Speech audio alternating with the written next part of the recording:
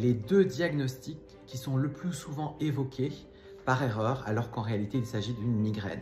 Alors vous savez, la migraine c'est extrêmement fréquent, il y a des formes particulièrement variables, avec des patients qui ont des douleurs à la moitié du crâne, d'autres qui ont des douleurs dans tout le crâne, d'autres qui ont des douleurs très importantes au niveau du visage, d'autres qui en ont plus dans les cervicales, avec toujours les signes dont on a déjà parlé, des nausées, une gêne au bruit, une gêne à la lumière, les patients qui sont bloqués au lit s'ils n'ont pas un traitement efficace.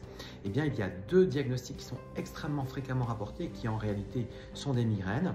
Ce sont les sinusites à répétition. On a des patients qui viennent et qui nous disent « voilà, j'ai des douleurs ici, sur le visage, etc. avec des nausées, la lumière qui me gêne, le bruit qui me gêne, ça revient régulièrement. Et chaque fois que je vais chez mon médecin, il me met des traitements, on pense que c'est la sinusite. » Eh bien, en l'occurrence, il est hautement probable, vu le caractère extrêmement souvent répété de la symptomatologie, qu'il s'agisse en fait d'une migraine avec des douleurs qui sont fréquemment projetées dans le visage. J'ai demandé à un de mes collègues de vous en parler un peu plus, j'attends une vidéo de sa part. Et puis l'autre diagnostic extrêmement fréquemment rapporté, c'est la cervicarthrose, l'arthrose dans les cervicales, puisque les patients se rapportent des douleurs dans les cervicales, puis des douleurs dans la tête, encore une fois avec des nausées, la lumière qui gêne, le bruit qui gêne.